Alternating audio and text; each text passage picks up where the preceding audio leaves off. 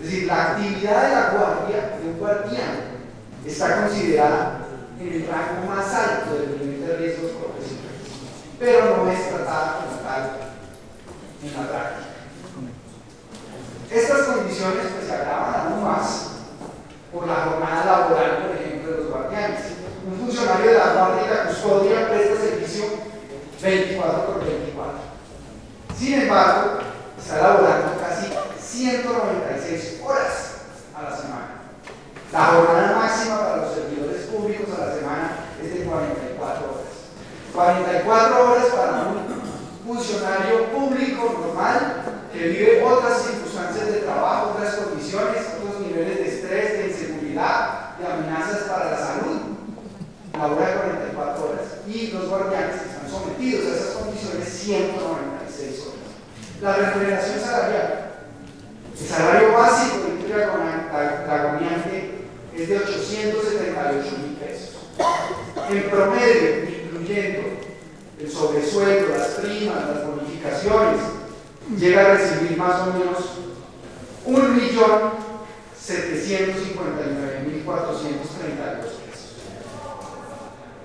Los salarios básicos de los directores de reclusión oscilan entre 1.751.460 pesos y 2.349.983 pesos. Este último que menciono llega con prima de riesgo.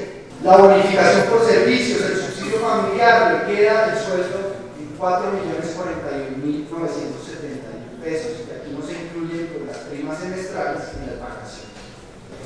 Realmente, para la responsabilidad que tienen estas personas, el riesgo en materia de seguridad, de salud, condiciones de estrés y de tensión de trabajo, estas sumas son irrisorias.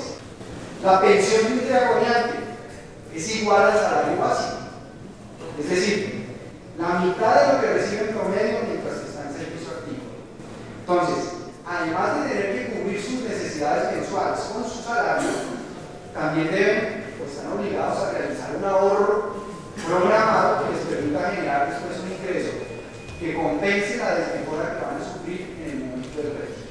Las enfermedades profesionales que sufren el personal penitenciario y carcelario las padecen o están expuestos a ellas los guardias. Lepra, varicela, hepatitis A y B, VIH y SIDA, infecciones que vienen de vectores de plagas como pulgas, piojos, roedores. Algunas de las patologías en materia de salud mental, un problema también bastante grave, son de acuerdo a la encuesta de la Dirección de Talento Humano del INPEC: depresión, en primer lugar, trastorno mixto de ansiedad, trastorno de estrés postraumático, enfermedades ergonómicas y enfermedades biológicas, como enfermedades respiratorias, infecciones respiratorias, exposición a los fluidos corporales de los internos, alergias, es decir, el diseño carcelario y del sistema es propicio para todas estas condiciones terribles que vive la guardia penitenciaria. Miremos un poquito la carrera y el personal de libre nombramiento. La carrera del cuerpo de custodia y vigilancia está totalmente estancada en este momento. Según lo dijo el general Ricaurte, hace varios años no hay cursos de ascenso.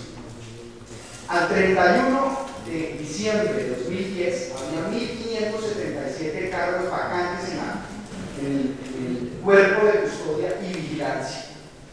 En 2010 se nombraron en provisionalidad 1.229 funcionarios. Los procesos de selección se hacen a través, senador Soto, de la Comisión Nacional de Servicio Civil. La actuación de este organismo pues ha sido por lo menos lenta y muy poco efectiva para resolver las dificultades de este personal. Por ejemplo, la convocatoria del INPEC 054 de 2008 para proveer 900 vacantes duró 36 meses. El 16 de abril de 2008 al 13 de mayo de 2011. La convocatoria 002 de 2006 duró 18 meses. Y solo se permitió nombrar 595 personas para 1.200 vacantes. Sin embargo, el contrato se pagó en un 100%. Quedaron pendientes más de la mitad de las vacantes, pero se pagó el 100% del valor del contrato. El otro problema grave que ya hemos mencionado, pero que subrayo acá, es la escasez de guardianes para el número de internos que se maneja. Repito, senador Pérez, el estándar internacional es 5 reclusos por un guardián. Y aquí, ¿sabe cuánto estamos manejando en algunos patios de cárceles grandes del país? 2 guardianes para 1000 reclusos. Es decir, un guardián para 500 personas. Es decir, ¿cómo se puede pedir que los guardianes respondan por la seguridad del patio? Es decir, antes de nada, solo en el país hemos sido muy buenos y no ha habido una tragedia, no ha habido un motín en donde imagínense ustedes 1000 reclusos amotinados y solo 2 personas para contener ese motín en ese momento. También está el problema que mencioné de las amenazas a los guardianes y a sus familias. Hay información que tenemos del INPE suministrada este año, en donde 57 funcionarios solicitaron traslados por motivos de seguridad. Hay casos de guardianes asesinados en diversas circunstancias.